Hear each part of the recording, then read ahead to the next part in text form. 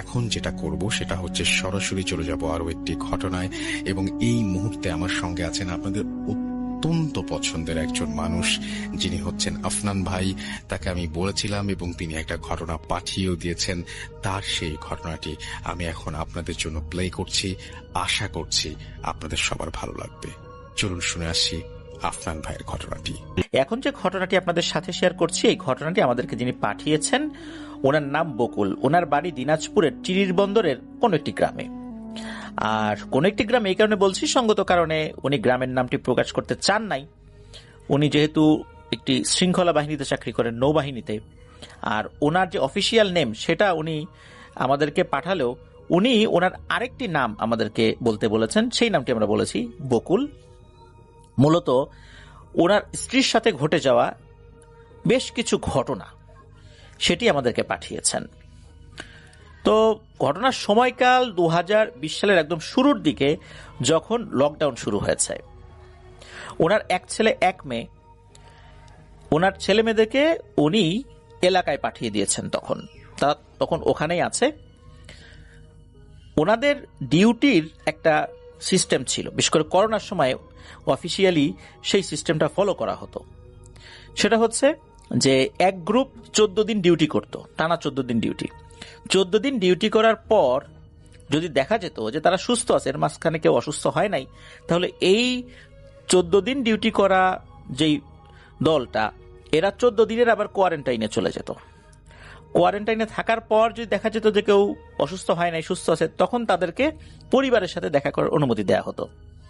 ইনারা তখন পরিবারের কাছে যেতেন। পরিবার থেকে ফেরত আসার পর আবার তাদেরকে অবজার্ভে রাখা হতো। এরপর যদি দেখা যায় তারা সুস্থ আছে, কোনো অস্বাভাবিকতা নাই, তখন আবার তাদেরকে ডিউটিতে ইন করা হতো। তো এভাবেই চলছিল সবকিছু। কোনো সমস্যা হচ্ছিল না ওইভাবে।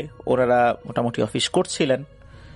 কিছু কিছু সমস্যা তো হবেই, কেউ কেউ তো আক্রান্ত হবে, এটাই স্বাভাবিক, যেহেতু ওনারা বাইরে থেকে ডিউটি করেন। করোনায় আক্রান্ত হওয়াটাই স্বাভাবিক। তো এভাবে কিন্তু চলছিল। তো উনি যখন পরিবারের সাথে দেখা করার অনুমতি পান, যদিও বা ওনার বাসা কিন্তু খুলনার খালিশপুরে, মানে ওখানে ওনার বাসা, কিন্তু চাইলে কিন্তু ওই করোনার সময় সহজে দেখা করা যেত না।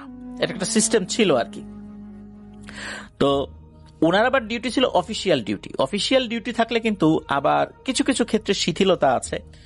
যেমনটা হচ্ছে যে ব্যাংকের কাজে মাঝে মাঝে বাইরে যেতে হয়, তখন বাইরে কিছু মানুষের সংস্পর্শে আসার সুযোগ হয়। এই জন্য ওনাদের ক্ষেত্রেও কিছুটা শিথিলতা যেমন ছিল, আবার কঠোরতাও ছিল, যেহেতু মানুষের টাচে তাদেরকে আসতে হবে। এই কথাগুলো কেন বলছি তা একটু পরেই আমরা বুঝতে পারবো আর কি। তো ঘটনা যখন ঘটে তখন তো এই সময়টা চলছিল, বাংলাদেশের খুব ক্রান্তিকাল চলছিল ওই সময়, করোনার প্রেক্ষাপটে আর কি। তো এক রাতে উনি বাড়িতে গিয়েছেন। উনি তখন বাড়িতে যাওয়ার অনুমতি পেয়েছেন। তো বাড়িতে যাওয়ার পর উনি তো ঘুমিয়ে আছেন। তো গভীর রাত, আনুমানিক রাত 2টা বাজে আর কি, হঠাৎ করে একটা শব্দ উনি পান। মনে হলো ঘরের দরজাটা কেউ খুললো। উনি পাশে দেখলেন ওনার স্ত্রী নাই। কি ব্যাপার, এত রাত্রেবেলা কে আসলো? এই জন্য কি দরজা খুলতে গেল নাকি? ছেলে মেলে তো তার ছেলে পেলে নাই, ছেলে মেয়ে তো এলাকায় আর কি। তো উনি আবার উঠে গিয়েছেন। উনি দেখেন যে ওনার স্ত্রী দরজা খুলে সোজা ছাদে উঠে যাচ্ছেন। তো খালিশপুরেরই একটা বাড়িতে উনি ভাড়া নিয়েছিলেন আর কি। উনি চিন্তা করলেন কি ব্যাপার, এত রাত্রে কোথায় যায়? উনি চিন্তা করেছেন যে করোনার সময় সারাদিন হয়তোবা ঘরের মধ্যে আছে, এই জন্য অস্থির লাগছে, রাতের বেলা একটু ছাদে উঠতে যাচ্ছে। তো উনি চিন্তা করলেন যে ওনাকে ডাক দিল তো পারতো, তো ডাক দিল না। উনি আবার গিয়ে ওনার স্ত্রীকে বলছে, এই সাথী কোথায় যাও? ওনার স্ত্রীর নাম সাথী। এত রাত্রেবেলা কোথায় যাও? ছাদে যাবা? চলো আমিও যাই। যখন এটা বলেছে তখন ওনার স্ত্রী যখন ওনার দিকে ঘুরে তাকিয়েছে, তখন ওনার স্ত্রীর চোখে মুখে বেশ অস্বাভাবিকতা উনি লক্ষ্য করেন। ওনার স্ত্রী তখন বলে ওঠে, আমি ছাদে যাব, আমার দাদু আমাকে ডাকছে, আমি দাদুর কাছে যাব। এ কথা শোনার সাথে সাথে কিন্তু বকুল ভাই ভয় পেয়ে যান। কারণ হচ্ছে যে ওনাদের বিয়ের আগেই ওনার স্ত্রীর দাদু কিন্তু আল্লাহর ডাকে সাড়া দিয়ে চলে গিয়েছেন। তাহলে এত রাত্রে ছাদে কে ডাকে তাকে? নিশ্চয়ই বিষয়টা স্বাভাবিক না। তখন উনি বললেন যে আরে তোমার দাদু তো আল্লাহর মেহমান হয়ে গেছেন, উনি তো নাই আমাদের মাঝে, তুমি মনে হয় দুঃস্বপ্ন দেখেছো, এই জন্য ছাদে উঠছো, আসো ঘরে চলে আসো। এই বলে যখনই উনি ওনার স্ত্রীর হাত ধরেছেন, তখন ওনার স্ত্রী বলছে, না, আমার দাদু এসে এই মাত্র আমাকে ডাকলো যে সে ছাদে আছে, আমি যাব। তখন কিন্তু ওনার স্ত্রীর হাত উনি মৃদুভাবে ধরে নাই, তখন বেশ শক্ত করে ধরে ফেলছেন, যে অবস্থা তো স্বাভাবিক না রে। তখন বকুল ভাই ফিল করলেন যে ওনার স্ত্রীর শরীরে মারাত্মক রকমের শক্তি চলে আসছে। এরপর উনি আরো জোরে চেপে ধরেন, এত জোরে চেপে ধরেছিলেন যে ওনার স্ত্রী ব্যথা পেয়েছিলেন। তখন ওর স্ত্রী বলে ওঠে, আমি চলে যাচ্ছি রে, চলে যাচ্ছি, আবার আসবো, এত জোরে হাত ধরলি যে আমি ব্যথা পাইলাম, এর ফলটা কিন্তু ভালো হবে না, দেখিস। যখন এটা বলল তখন বকুল ভাই বুঝলেন যে তাই তো, যা চিন্তা করছিলাম সেটাই, এটা স্বাভাবিক কিছু না। হঠাৎ করে ওনার স্ত্রীর মনে হলো যে সেন্সলেস হওয়ার মতো অবস্থা হয়ে গেছে, পুরোপুরি না, উনি সাথে সাথে ধরে ফেলেন, তাড়াতাড়ি করে টেনে নিয়ে এসে বিছানায় শুইয়ে দেন। বুঝতে পারছেন যে প্যারানরমাল কোনো এন্টিটি তার উপর ভর করেছিল, কিন্তু হঠাৎ করে কেন এমনটা হলো, এরকম তো হওয়ার কথা না। তো ওই রাতের মতো সবকিছু ঠিকঠাক হয়ে গেল। এরপরে বেশ কিছুদিন আবার স্বাভাবিকভাবে চলছিল, কোনো সমস্যা নাই। তো ওনাদের ডিউটিও ঠিক ওই একই রকম ভাবে চলছিল। মাঝে মাঝে কিছু সমস্যা দেখা দিত, সেটা হচ্ছে যে যদি কখনো এমন হতো যে কোনো রিলিভার বলতে বোঝায় যে যিনি ডিউটি করবেন, যদি ওই ব্যক্তি কোনো কারণে অ্যাবসেন্ট থাকে, অসুস্থ হয়ে যায়, তখন তার রিপ্লেস আরেকজন করবেন। এখন হয় কি যে উনি পরিবারের কাছে যাওয়ার অনুমতি পেয়েছেন, তখন ওনার জায়গায় যিনি এসে ডিউটি করবেন, রিলিভার, সে আবার অসুস্থ, যার কারণে কি হয়েছে, ওনাকেই আবার ডিউটি করতে হবে। এখন বাইরে তো যেতে পারছেন না। এর ভিতর কি হয় যে ওনার সিনিয়র একজন অফিসার, তার রুমে যেতে হবে, উনি ব্রিফিং দিবেন।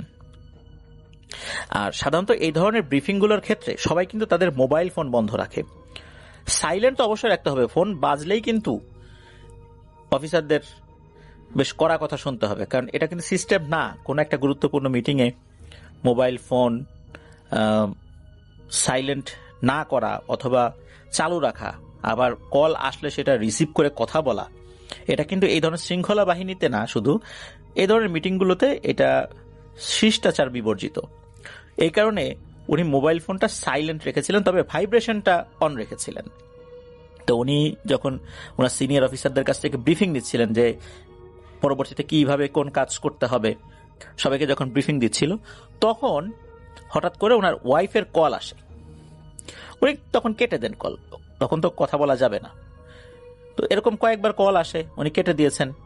এরপর যখন উনি দেখলেন যে বারবার কল প্রতিনিয়ত করেই যাচ্ছে, এরপর উনি ওই সময় তো আসলে বের হতে পারছেন না, বের হয়ে কলটা রিসিভ করতে পারছেন না, উনি কি করছেন, মোবাইলটা বন্ধ করে দিয়েছেন। এর অল্প সময় পরেই ব্রিফিং শেষ হয়ে যায়, উনি ওই রুম থেকে বাইরে বের হয়ে আসেন। বের হয়ে আসার পর ওনার স্ত্রীকে উনি ফোনটা খুলে আবার কল করেছেন।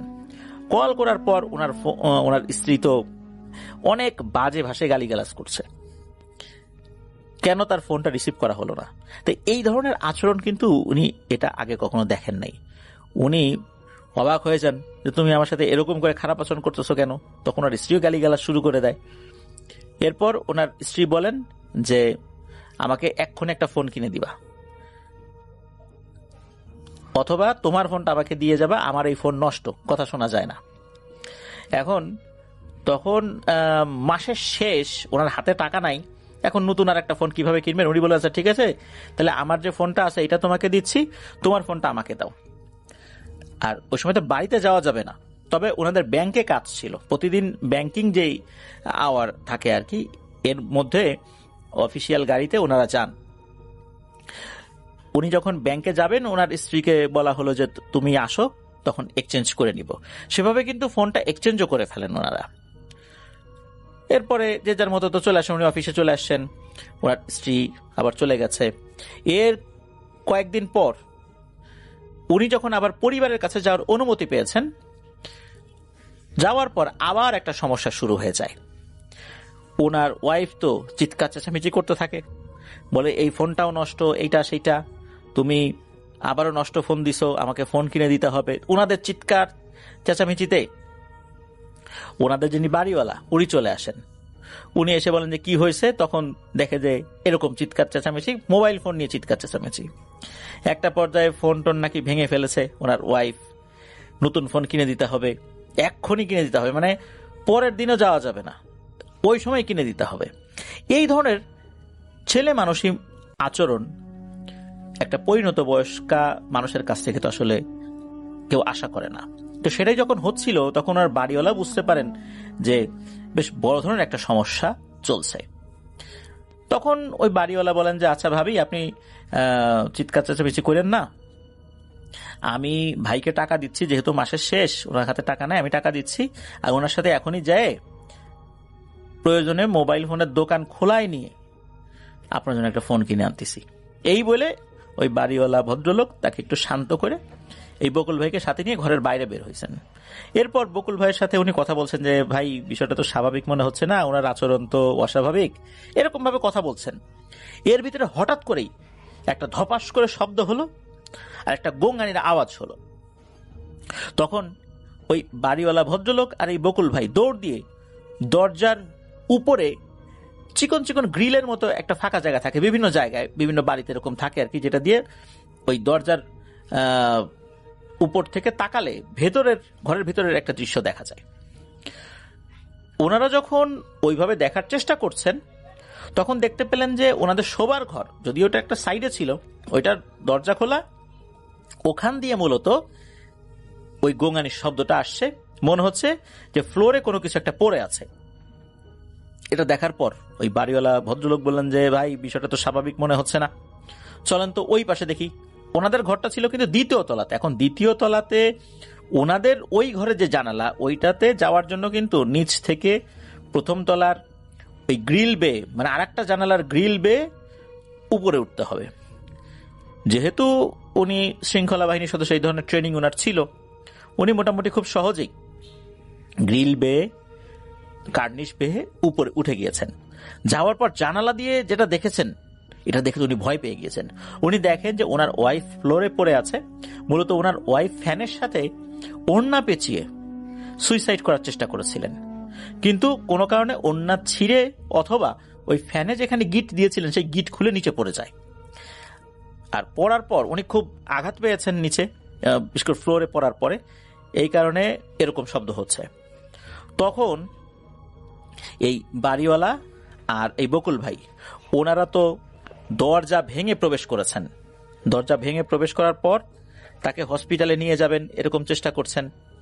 আর ওই সময় আসলে করোনার সময় তো গাড়ি টাড়ি তো এরকম অ্যাভেলেবল ছিল না, কারণ একটা নির্দিষ্ট সময় পর চলাচল একদম রেস্ট্রিক্টেড হয়ে যেত। দিনের বেলাতেই কিন্তু কোনো ধরনের গণপরিবহন বা এরকম কোনো কিছু বা রিক্সা এগুলো বের হওয়ার অনুমতি ছিল না। এটা তো আমরা ওই সময়ে যেরকম ছিল আমরা তো জানি। তারপরে অনেক কষ্ট করে ওনাকে একটা অটোরিকশা ম্যানেজ করে হসপিটালে নিয়ে যাওয়া হয়। প্রতিমধ্যে পুলিশে আটকে ছিল, যখন দেখা গেল যে অসুস্থ মানুষকে হসপিটালে নিয়ে যাওয়া হচ্ছে তখন তারা ছেড়ে দিয়েছেন আর কি। তারপর ডাক্তার দেখানো হয়, চেক আপ করা হয়। এরপর যখন একটা ওষুধ ডাক্তার সাজেস্ট করেছেন, প্রেসক্রিপশন লিখে দিয়েছেন, বলেন যে এটা নিয়ে আসতে, তখন ওনার ওয়াইফ বলতে থাকে যে এই বকুল আমার গলা চিপে ধরছে, আমার হাত ভেঙে দিয়েছে, আমাকে মেরে চোখ নষ্ট করে দিয়েছে। তো ডাক্তার সাহেব বলছেন যে আচ্ছা বকুল সাহেব, আপনি কিসের চাকরি করেন? তখন উনি বললেন আমি নৌবাহিনীতে চাকরি করি। তখন বলছে আপনার ওয়াইফ যেই বিষয়গুলো বলছে, আপনার নামে যে অভিযোগ করছে, এইটা যদি লিখিতভাবে দেয় তখন বুঝতে পারছেন যে আপনার কি অবস্থা হবে। এটা তো পুলিশ কেস, বিষয়টা তো স্বাভাবিক মনে হচ্ছে না। তারপরও এরকম সমস্যা হতেই পারে, আপনি যান ওষুধ নিয়ে আসেন, আমি দেখছি কি করা যায়। আর আপনি আপনার ওয়াইফের সাথে ভালো আচরণ করবেন, মারধর করবেন না। এইসব কথা শুনে মানে বকুল ভাই তো অবাক, ওনার বাড়িওয়ালা আছেন তিনি অবাক, কারণ উনি তো সাক্ষী। আসলে বুঝতে পারছেন না যে কেন এমনটা বলছে, এরকম নালিশ কেন করছে, কারণ বাড়িওয়ালা উনি তো তখনও জানেন না যে সমস্যাটা কি। আর ওনার ওয়াইফ ডাক্তার সামনে এই ধরনের অভিযোগ করছেন, এটা তো নারী নির্যাতন মামলা। আর শৃঙ্খলা বাহিনীতে কিন্তু এই ধরনের অভিযোগ খুবই গুরুতর। এটা যারা শৃঙ্খলা বাহিনীতে আছেন তারা জানেন আর কি। কোনো মতে ডাক্তার এই বিষয়টাকে ট্যাকেল দেন আর কি। এরপর বাসায় নিয়ে আসেন। বাসায় নিয়ে আসার পর ঘটে আর একটা ভয়ঙ্কর ঘটনা। সেটা হচ্ছে নিয়ে আসার পরপরই এক দৌড়ে ওনার ওয়াইফ সাথী চলে যান ছাদে। সেখান থেকে লাফ দিয়ে নিচে পড়বেন, মানে সুইসাইড করবেন। কোনো মতে তাকে ধরা হয়। আর ওই বাড়িওয়ালা বলে দেন যে ভাই, এমনিতে করোনার একটা সমস্যা চলতেছে, তারপর আপনাদের এই যে সমস্যা চলতেছে আমি এই লোড আর নিতে পারতেছি না, আপনারা ভাই আমার বাসাটা ছেড়ে দেন, অন্য বাসায় চলে যান। পরে এই আত্মহত্যা হবে, একজন আর একজনের মারধর করবেন, পুলিশ কেস হবে, এরপর আমাকে জেলে যেতে হবে। সুতরাং আমি এসব ঝামেলা নিতে হবে না ভাই, আমার বাসাটা ছেড়ে দেন, আর যদি থাকতে চান ভালো হয়ে থাকেন, এ ধরনের কোনো হই হট্টগোল করবেন না। বাড়িওয়ালা নেহায়েত বিরক্ত হয়ে এই বিষয়গুলো বলেছিলেন, কারণ আসলে এই ধরনের সমস্যা যদি হয়, ছাদ থেকে কেউ লাফিয়ে পড়ে, সুইসাইড করে, ঘরের ভিতরে কেউ গলায় দড়ি দেয়, তাহলে কিন্তু ওই ফ্ল্যাটগুলো ভাড়া হওয়াটা বেশ জটিল হয়ে যায়। যে ওই বাড়িতে ওই ফ্ল্যাটে একজন লোক মারা গেছে, মানুষের মধ্যে কিন্তু একটা নেগেটিভিটি কাজ করে। আর দেখা যায় এই ধরনের ফ্ল্যাটগুলোতে বিভিন্ন প্যারানরমাল ঘটনা পরবর্তীতে ঘটে। এটা তার বাড়ির জন্য ক্ষতির একটা কারণ, বাড়ির বদনাম, সেই সাথে উনি মানসিকভাবে আর্থিকভাবে সব দিক থেকে ক্ষতিগ্রস্ত হবেন বাড়িওয়ালা। এই জন্যই কিন্তু উনি বিষয়টা বুঝতে পেরে বলেছিলেন। তো যাই হোক, বকুল ভাই অনেক কষ্টে তাকে ঘরে নিয়ে আসার চেষ্টা করেন। এরপর প্রতিনিয়ত এই ধরনের সমস্যা চলতে থাকে। উনি যখন দেখলেন ওনার ওয়াইফ এরকম আচরণ করছে, এর মধ্যেই আর একটা ঘটনা ঘটে। সেটা হচ্ছে যে পরের রাত্রে ওনার ছেলে মেয়ে ফোন করেছে, ফোন করে বলেছে যে নানা মারা গেছেন। নানা মারা গেছে, তাহলে এখন কিভাবে যাবেন? ওনার তো খুলনা থেকে কোনোভাবেই দিনাজপুরের চিরির বন্ধ যাওয়ার কোনো উপায় নাই।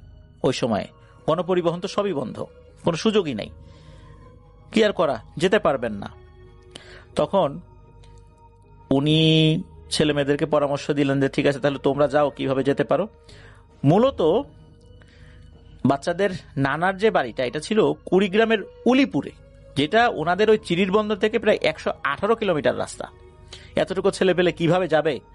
করোনা পরিস্থিতি, ভেঙে ভেঙে যেতে হবে। তো এর মধ্যেই কিন্তু তারা রংপুরের বদরগঞ্জ পর্যন্ত চলে এসেছে অটো রিক্সায় ভেঙে ভেঙে। আর বিভিন্ন জায়গায় মানুষজনও এই গণপরিবহনগুলো ঠেকাতো, এক জায়গা থেকে আরেক জায়গায় যেতে দিত না। এরকম সমস্যা তো ওই সময় হয়েছে। এরপরও তারা এইভাবেই চলে গিয়েছে। তো যখন ছেলে পেলেদের সাথে বিভিন্ন সময় কথা হচ্ছিল, হঠাৎ করে কি হয়, ওনার স্ত্রীর সাথী তাকে বলতে থাকে, কিরে খুব খারাপ লাগতেছে না, মাটি দিতে যেতে পারতেছিস না? তো এই বলে আবার বিশ্রীভাবে হাসাহাসি শুরু করেছে, গালিগালাজ করতেছে। আর এর মধ্যে সে কি করতেছে, ফোন করতেছে, ফোন করে তার বিভিন্ন আত্মীয় স্বজনদেরকে বলতেছে, এই বকুল আমাকে মারছে, আমার হাত পা ভেঙে দিছে, চোখ নষ্ট করে দিচ্ছে, এরকম কথা। তো যখন ফোন রেখে দেয়, এই বকুল ভাইয়ের ফোনে আবার সেই আত্মীয় স্বজন ফোন করে গালিগালাজ করতে থাকে যে তোর চাকরি খাইয়ে ফেলবো, তুই আমাদের মেয়েকে মারতেছিস, এটা সেটা। উনি তো অবাক হয়ে যাচ্ছে যে এ কিভাবে এই ধরনের মিথ্যা কথা বলছে। আর পজেসড হয়ে গেছে এটা উনি বুঝতে পারছিলেন। ওই সময় পজেসড থাকা অবস্থায় ফোন বের করে আত্মীয় স্বজনদেরকে ফোন করে এইভাবে বলছে, বিষয়টা অস্বাভাবিক তো বটেই, এরকম কিন্তু নর্মালি হয় না। এখন এটা তো চলতে দেয়া যায় না, ওনার চাকরি চলছে, সেখানেও এটা নিয়ে খুব বড় ধরনের সমস্যা হয়ে যেতে পারে যদি ওনার স্ত্রী এরকম বড় ধরনের কোনো ঝামেলা পাকায়। উনি তখন ওনার জানা যে দোয়া দুরুদ রয়েছে সেগুলো পড়ে তাকে ফু দিতে থাকেন। ফু দিতে দিতে একটা সময় উনি কিছুটা স্বাভাবিক আচরণ করতে শুরু করেন। এরপর এই বকুল ভাই উনি সাহস করে বলতে থাকেন, তুই কেন আমার ওয়াইফের শরীরে আসছিস, বল কে তুই, কেন আসলি? তখন তার ভেতর থেকে বলতে থাকে যে অনেকদিন আগে তোর বউ সন্ধ্যার পরে ভিজা চুলে ছাদে গেছিল, মাথায় কাপড়ও ছিল না, সে আমার ছায়ায় পা দিছে, তাই আমি ওকে ধরছি। আমি তো ওই রাত্রে ওকে মেরে ফেলতাম, ওকে ছাদ থেকে ফেলে দেওয়ার চেষ্টা করছি, পারি নাই, তুই আমাকে বাধা দিছিলি সেই রাত্রে, আর আজকেও মারে ফেলতাম, পারি নাই। এর আগে গলায় ওড়না পেঁচিয়ে আত্মহত্যা করাইতে গেলাম, দুর্ভাগ্যজনকভাবে ওড়নাটা ছিঁড়ে গেল। এরপরেও ছাদে নিয়ে গেছিলাম, ধাক্কাও দিলাম, কেন জানি পড়লো না। বারবার ওকে মারতে যায়ও আমি সফল হচ্ছি না, তবে ওকে আমি মারবই, এটা মনে রাখিস। ও আমার ছায়ায় পা দিছে, আমার অপমান হয়ে গেছে এখানে, সুতরাং ওকে আমি ছাড়বো না।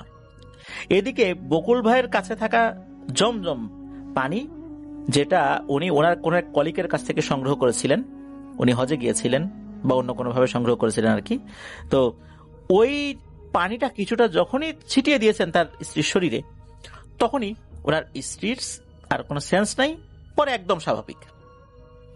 তো এইভাবে কিন্তু প্রতিনিয়ত চলছিল, ওনার জীবনটা একদম নরকে পরিণত হয়ে যায়। তো মাঝে মাঝে তার সাথে কথা বলতো কিভাবে, যখন তার ওয়াইফের উপর পজেস হতো তখন উনি কথা বলতেন, তখন উনি অনেক অনুনয় বিনয় করতে থাকেন যে আমার বউকে ছাইড়ে দাও, ও তো বোঝে নাই, তোমরা কোথায় থাকো না থাকো এটা তো আসলে এদের বোঝার কথা না, মনের অজান্তে পা দিয়ে ফেলছে, ক্ষমা করে দাও, সে আর কখনো ছাদে যাবে না, আমরা এই ছাদ ব্যবহারই করব না। তখন ওই অবয়বটা নাকি বলতে থাকে যে আমাদের নীতির মধ্যে ক্ষমা বলে কোনো কিছু নাই, তোরা মানুষ অনেক খারাপ, মানব জাতি বেঈমান, আমি মানব জাতিকে ঘৃণা করি। আর তোর দাদি শাশুড়িকে ফোন দিয়ে বলতো তোর শাশুড়ি কেন কোন পানির মধ্যে 18 মাস ছিল, তুই তো জানিস না তোর বউয়ের আগে কিন্তু একটা ভাই ছিল, 8 বছর বয়সে মারা যায়, তাকে কে মেরেছে জানিস? তোর শ্বশুর বাড়ির পাশে একটা তাল গাছ আছে, সেই তাল গাছে 2 জন থাকে, তারাই তোর বউয়ের ভাইকে মেরেছে। এ কথা শোনার সাথে সাথে বকুল ভাই কি করেছেন, উনি ওনার শালিকাকে ফোন করেছেন, ফোন করার পর বলছেন যে তোমার মায়ের কাছে দাও তো। এরপর যখন উনি এই কথাগুলো জিজ্ঞেস করেছেন, আমতা আমতা করে বলছেন যে তোমাকে এগুলো কে বললো বলো তো, এগুলো তো অনেক পুরনো কথা, তুমি কিভাবে জানলা? তখন আবার পাশ থেকে ওনার স্ত্রীর ভিতরে থাকা ওই অভাবটা বলে উঠছে, কিরে বকুল, মিলে গেছে, কথা মিলে গেছে। এরপর উনি ফোনটা কেটে জিজ্ঞেস করেন, সত্যি করে বলো তো তোমার নাম কি? প্রথমে নাকি নাম বলতে চাইছিল না, অনেক অনুরোধের পর বলল, আমার নাম চম্পা, আমি যে জায়গায় থাকি তার পাশে একটা শ্মশান ঘাট ছিল, সেই শ্মশান ঘাটে আমার মতো আরো অনেকেই আছে, আর এই পথটা আমাদের একটা যাতায়াতের রাস্তা, আর ওই সময় যখন সন্ধ্যার পর আমি যাচ্ছিলাম তখনই মূলত এই ঘটনা ঘটছে, আর এরপর এইরকম ঘটনা ঘটানো শুরু করে দিছে। তখন বকুল ভাই বলেন, আচ্ছা যা হওয়ার হয়ে গেছে, মাফ করে দাও, বিনিময়ে কি চাও বলো, আমি আমার সাধ্য মতো তোমার চাওয়া পূরণ করব। তখন নাকি ওইটা বলে ওঠে, খাসি খাবো। তখন বকুল ভাই বলে, আচ্ছা ঠিক আছে দেব, কোন কালারের কত বড় খাসি খাবা, কোন জায়গায় দিয়ে আসতে হবে বলবা, আমি দিয়ে আসবো, এখন চলে যাও, যখন তোমার খাসি খেতে ইচ্ছা হবে তখন আমাকে জানাইও, আমি দিয়ে আসবো, এখন বাবা চলে যাও, আমাদেরকে মাফ করো, আমাদেরকে মুক্তি দাও। এরপরে এবার বলে ওঠে, না আমি যাব না, তোর স্ত্রীকে আমি মেরে ফেলবো। এই বলতেছে যে খাসি খাবো, খাসি দিলে চলে যাব, আবার বলছে যাবো না, মেরে ফেলবো, এ কি মুসিবত, এর থেকে মুক্ত কিভাবে ওনারা হবেন, এটা নিয়ে কিন্তু বকুল ভাই চিন্তা করছেন। তখন ওনার মাথায় একটা চিন্তা আসে যে 3 কুল পরে পানিতে ফু দিয়ে যদি গায়ে ছিটিয়ে দেওয়া যায় তাহলে হয়তোবা আপাতত সমাধান হবে। ওনার এক ফুফাতো ভাই ছোটবেলায় ওনাকে বলেছিলেন, উনি সেই পদ্ধতিটা অবলম্বন করেন, এরপর দেখেন যে আসলে কাজ হয়েছে, সমস্যা হয় নাই, ওনার স্ত্রী স্বাভাবিক হয়ে যায়। আর এই যে সমস্যাটা চলছে, যে খাসি এই প্রসঙ্গ, তখন এই বকুল ভাই উনি ওনার এক কলিগকে ফোন দেন, যার নাম হচ্ছে মহসিন মিয়াজি, উনি 1 বছর উপরে হলো রিটায়ারমেন্টে গিয়েছেন আর কি। এই মহসিন মিয়াজি ওনার এক কলিগ, তো তার সাথে এই বিষয়ে কথা বলেন। তখন উনি একজন হুজুরের সাথে কানেক্ট করে দেন আর কি, সে হুজুরের সাথেও কথা হয় যে হুজুর বেশ কিছু জিনিস নিয়ে যেতে বলেন, যে 100 গ্রাম সরিষার তেল, তারপরে মিনারেল ওয়াটারের একটা বোতল আর কি, এগুলো যেন নিয়ে যান, আর আসরের সময় যেন তার সাথে দেখা করেন। তো পরের দিন উনি এই কাজটি করেছেন আর কি। উনি যখন এই কাজটা করে বাসায় গিয়েছেন, তখন ওনাকে ওনার ওয়াইফ বলতে থাকে, কিরে হুজুরকে ফোন দিছিলি, এসব পানি পড়া তেল পড়া এগুলো দিয়ে কিচ্ছু হবে না রে আমার, ওই হুজুর কিছুই করতে পারবে না। এটা শোনার পর ওনারও খুব রাগ হয়ে যায়, তখন আবার দ্রুত জমজমের পানি নিয়ে এসে ছিটিয়ে দেন। তখন আর ওই যে ওই দোয়া পরে আবার পানিতে ফু দিয়ে যে ছিটাবেন, এরকম ধৈর্য ওনার ছিল না। এরপর আবার ওনার ওয়াইফ স্বাভাবিক হয়ে যায়। ওনার ওয়াইফকে সাথে নিয়ে মূলত সে হুজুরের কাছে পরবর্তীতে গিয়েছিলেন। হুজুরের সামনে ওনার ওয়াইফকে বসানো হয়। হুজুর ওনার ওয়াইফকে বলেন যে, মা বলো তো কিছু দেখতে পাচ্ছ কিনা? তখন ওর ওয়াইফ বলছে যে, জি হুজুর দেখতে পাচ্ছি, আমি দেখতে পাচ্ছি পাগড়ি পরা বেশ বয়স্ক একজন মানুষ, উনি হেঁটে হেঁটে রুমের দিকে আসতেছেন। তখন উনি বলেন যে, এটা শুধু তুমিই দেখবা, অন্য কেউ দেখবে না, এটা খুব ভালো একটা পরহেজগার জিন। তো ওনার ওয়াইফ এটা দেখে যে ওই অবয়বটা আসলো, এসে হুজুরকে সালাম দিল। তখন ওই হুজুর যেই কথাগুলো বলছে, এটা অবশ্য উপস্থিত সবাই শুনছিলেন আর কি। উনি বলছেন যে, দেখো তো এই সাথী, এই মামনির সাথে নাকি চম্পা নামে এক ভয়ঙ্কর পিশাচিনী, সে এসে আস্তানা গাড়ছে, ওকে ধরে নিয়ে আসো। বলে যে ঠিক আছে হুজুর, যাচ্ছি, এই বলে চলে যায়। এর অল্প সময়ের মধ্যেই হঠাৎ করে এই বকুল ভাইয়ের স্ত্রী সাথীর কথার পরিবর্তন আসতে শুরু করে। তখন সে বলতে থাকে, এই আমাকে ছেড়ে দে, আমাকে ডাকছিস কেন, ছাড়, নাহলে কিন্তু অনেক ক্ষতি হয়ে যাবে। হুজুর তখন কিছুই না বলে ঝাড়ফুঁক শুরু করে দেন, রুকিয়া শুরু করে দেন। আর তখন আবার বলতে থাকে, এই ছাড়, আর আসবো না, আর কোনোদিন আসবো না। হুজুর তখন তাকে তওবা করান যে আর কখনো আসবি না, এই সেই বলে তওবা করান। এরপর হুজুর আরো কিছু রুকিয়া করে সরিষার তেলে ফুটু দিয়ে পানি পরে দিয়ে আর জাফরানি লাল কালি দিয়ে কাগজে আরবি একটা দোয়া লিখে দেন, এবং সেটা ওই যে পানির যে বোতলটা, এই বোতলের ভিতরে দিয়ে দেন। সেই পানি এই সাথী ভাবিকে 21 দিন ব্যবহার করতে বলেন, আর তেলটা শরীরে মাখতে বলেছেন গোসলের আগে। তো ওখান থেকে ওনারা চলে আসেন, চিন্তা করেছেন যে ঘটনা এখানেই শেষ, আল্লাহর রহমতের কোনো সমস্যা হবে না। কিন্তু না, 3 দিন পরে একটা অদ্ভুত বিষয় দেখতে পান। সেটা হচ্ছে ওই বোতলের মধ্যে লাল কাগজটা নাই, মানে লাল কালি দিয়ে লেখা কাগজটা নাই। উনি চিন্তা করেছেন হয়তো বা কাগজটা পানিতে গলে গেছে। এর পরের দিন দেখেন তেলের বোতলটা, ওটা তো অনেকটা কমে গিয়েছে তেল ইউজ করতে করতে, তেলের বোতলটা পুরো ভর্তি, এবং সরিষার তেলের যে কালারটা পরিবর্তন হয়ে গেছে, সয়াবিন তেলের যেরকম কালার ওই রকম হয়ে গেছে। অদ্ভুত ব্যাপার। উনি দেখলেন যে ওনার ওয়াইফের আচার আচরণ স্বাভাবিক আছে, আগের মতোই আছে, কোনো সমস্যা নাই আর কি, আগের মতো ওরকম অবস্থায় যায় নাই আর কি।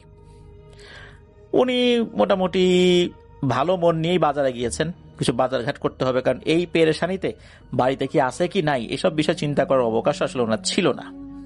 তো বাজারে যাওয়ার পর হঠাৎ করে ওনার ফোনে ওনার ওয়াইফ ফোন করেছেন, চিন্তা করেছেন হয়তো বা কোনো কিছু লাগবে, যে লিস্ট দিয়ে দিয়েছিলেন সেই লিস্টে কোনো কিছু বাদ পড়ে গেছে সেটা বলার জন্য ফোন করেছেন।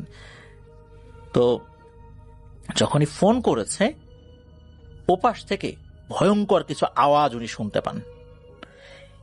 তখন বুঝতে পারেন নিশ্চয়ই অস্বাভাবিক কিছু ঘটেছে। ফোন রিসিভ করার পর গোঙানির আওয়াজ, এরপর মিশ্রী ভাষায় কিছু গালিগালাজ শুনতে পান। উনি ফোন কেটে দিয়ে দ্রুত বাসার দিকে আসা শুরু করেন। বাড়িতে এসেই যা দেখেন, এটা দেখে তো ওনার চক্ষু চরক গাছ। উনি দেখেন ওনার ফ্রিজে রাখা ইলিশ মাছ, এটা বের করে, তখন তো ফ্রোজেন অবস্থায় ছিল, ওই অবস্থাতেই ওনার ওয়াইফ কামড়ে কামড়ে সেটা খাওয়ার চেষ্টা করছে। ওটা তো একদম শক্ত বরফের মতো হয়েছিল, ওটাই খাওয়ার চেষ্টা করছে, এবং অদ্ভুত ব্যাপার, অনেকটা খেয়েও ফেলেছে সে ওই শক্তটাই। কিছু ইলিশ মাছ আগে থেকে কেনা ছিল।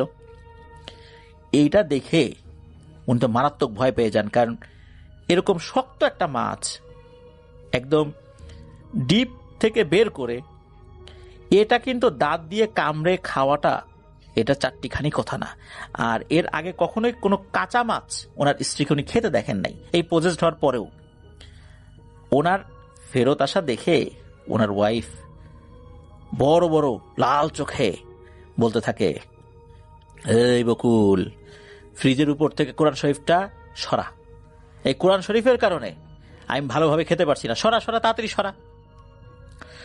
তখন এই বকুল ভাই বলতে থাকেন, ফ্রিজের উপর কোরআন শরীফটা আমি রাখি নাই, তুমি তো রাখছো, মানে ওনার ওয়াইফ রাখছিলেন আর কি, তো তুমি রাখছো, তুমি সরাও, আমার ওযু নাই, তুমি সরাও।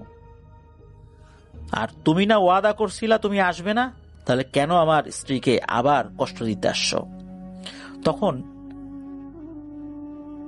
এই সাথী ভাবির ভেতর থেকে বলে ওঠে, আরে বোকা, আমি সেই চম্পা না, আমি আর একজন।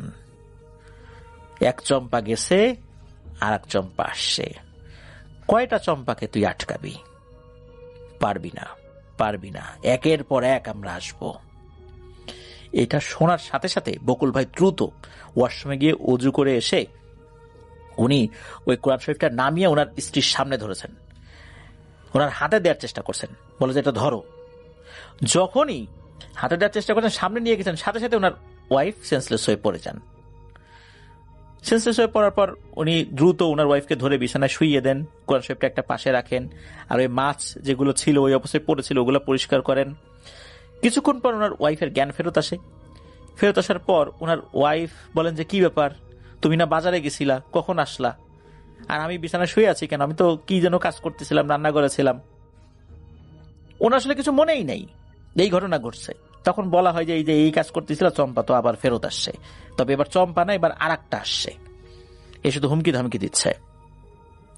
তো এরকম সমস্যা কিন্তু চলছে। একবার কি হয় যে উনি বাসায় ফিরছেন, বকুল ভাই বটি নিয়ে আসছেন তাকে কোপাতে, ভয়ঙ্কর রক্তবর্ণ চোখে, এত বড় বড় চোখ করে তাকিয়েছেন, এত বড় বড় চোখে আসলে কেউ তাকাতেই পারে না। মানুষ আমরা যারা আছি, আমরা যদি চোখ বড় বড় করি কত বড় হতে পারে, কিন্তু মনে হচ্ছে ভেতর থেকে চোখ ঠিকরে বের হয়ে আসছে, এমন একটা অবস্থা। তো অনেক কষ্টে উনি হাত থেকে বটিটা কেড়ে নিতে সক্ষম হয়েছেন আল্লাহর রহমতে। এরপর উনি অনেক হুজুরকে দেখিয়েছেন, স্থায়ী কোনো উপকার হচ্ছিল না। এরপর উনি সিদ্ধান্ত নিলেন যে উনি যতটুকু যা জানেন সেটা দিয়েই ওনার ওয়াইফের উপর উনি রুকিয়া করার চেষ্টা করবেন। তো উনি যে দোয়া কালামগুলো জানতেন সেটা দিয়ে উনি চেষ্টা করেন। আল্লাহর অশেষ রহমতে অনেকদিন ভালো থাকেন, আবার মাঝে মাঝে কিছু সমস্যা হয়, আবার ওটা ফেরত আসে। তো এখনো নাকি মাঝে মাঝে এই সমস্যা হতে থাকে, তবে আগের মতো এখন অতটা নাই। তবে সমস্যা যে একদম চলে গেছে বিষয়টা এরকম না, এখনো বিষয়টা আংশিকভাবে চলমান রয়েছে। আমরা দোয়া করি আল্লাহর রহমতে যেন ওনার স্ত্রী পুরোপুরিভাবে সুস্থ হয়ে ওঠেন। কারণ একটা পরিবারের কোনো সদস্য, বিশেষ করে পুরুষ বা নারী, যারা পরিবারের একদম প্রাণ ভোমরা বলা যেতে পারে, তাদের কারোর সাথে যদি এই ধরনের সমস্যা হয়, একটি পরিবার কিভাবে বিপর্যস্ত হয়ে যেতে পারে তা আমরা বুঝতে পারি। বিশেষ করে সেই পরিবারের সন্তানদের ক্যারিয়ার, তাদের মানসিক অবস্থা, এটা যে কি ভয়ঙ্করভাবে বিপর্যস্ত হয় তা আসলে বলে ভাষায় প্রকাশ করার মতো নয়। যারা এই ধরনের সমস্যা আছে, আমরা দোয়া করি আল্লাহ তাআলা এই সমস্যাগুলো দ্রুত সমাধান করে দিন। আল্লাহ তাআলা কুন ফায়াকুন বললেই সবকিছু হয়ে যায়। আল্লাহ তাআলার কাছে আমরা দোয়া করব। আর প্রিয় লিসেনার্স, আমি সবসময় বিনীতভাবে একটা কথা বলি, অনেকেই বিভিন্ন তান্ত্রিকের কাছে যায় এই ধরনের সমস্যা সমাধানের জন্য। অনেকেই চিন্তা করে যে বাড়িতে সমস্যা হচ্ছে, বাড়িতে ব্ল্যাক ম্যাজিক করা হয়েছে, বাড়ি বন্ধ দেই, বাড়ি বন্ধ দিলেই সব সমস্যার সমাধান হয়ে যাবে। অধিকাংশ ক্ষেত্রেই বাড়ি বন্ধ দেওয়ার প্রক্রিয়াটাও একটা জাদু। এতে কি হয় যে সাময়িকভাবে অল্প সময়ের জন্য মনে হয় যে ঠিক হয়ে গেছে, কিন্তু বাস্তবে ঠিক হয় না। কোনো বাসায় যদি জাদুর উপকরণ থেকে থাকে, এই জাদুর উপকরণ না সরানো পর্যন্ত ওই বাড়িটা যতই বন্ধ দেয়া হোক না কেন, সেই বন্ধ কখনোই কাজ করবে না। জাদুর উপকরণটা অবশ্যই অবশ্যই সম্পূর্ণরূপে শরিয়া মোতাবেক ধ্বংস করতে হবে। অনেক সময় ধ্বংস করার যে পদ্ধতি, আমরা কি করি, জাদুর উপকরণ পেয়েছি সেটা নদীতে ফেলে দিই। সরাসরি আসলে এটা নদীতে ফেলা ঠিক নয়, এইটা ধ্বংস করেই তবে ফেলে দেওয়া উচিত। এটা ধ্বংস করার কিছু পদ্ধতি রয়েছে, সেটা আপনারা কোনো আলেমের কাছ থেকে জেনে নেবেন, এরপরে গিয়ে নদীতে ফেলবেন। নদীতে যদি ফেলে দেওয়া হয় ধ্বংস না করে, সেক্ষেত্রে আরো বিপজ্জনক ব্যাপার হয়ে যেতে পারে, কারণ জাদুর উপকরণটা কিন্তু নষ্ট হয় না, তখন অনেক দূর থেকেও সেই উপকরণটার কাজ চলমান থাকে। এই জন্য অবশ্যই ধ্বংস করে ফেলতে হবে, আর সেটার নির্দিষ্ট পদ্ধতিটা অবলম্বন করেই সেটা করতে হবে। আল্লাহ তাআলা আমাদেরকে হেফাজত করুন। আর আবারও বলছি যে এর আগে অনেকবার বলেছি, সন্ধ্যার সময়, এটা রাসূল সাল্লাল্লাহু আলাইহি ওয়াসাল্লামের হাদিসেই রয়েছে যে ছোট বাচ্চাদেরকে সন্ধ্যার সময় বাড়ির বাইরে বের করা যাবে না। রাত হয়ে গেলে তখন বের করা যেতে পারে। আর ছোট বাচ্চা এবং নারীরা এই ধরনের সমস্যায় সবচেয়ে বেশি আক্রান্ত হয়। এই জন্য চুল খোলা রেখে সন্ধ্যার সময়, ভর দুপুর বেলা এভাবে ছাদে যাওয়া, কোনো বাগানে যাওয়া, এটা উচিত নয়। আল্লাহ তাআলা আমাদেরকে বোঝার তৌফিক দান করুন, আল্লাহ তাআলা আমাদেরকে হেফাজত করুন। প্রিয় লিসেনার্স, আজকের এপিসোড এ পর্যন্তই। আশা করছি আমাদের এবারের এপিসোডটি আপনাদের ভালো লেগেছে। চলে যাই ডক্টর আরিফের কাছে আবারও।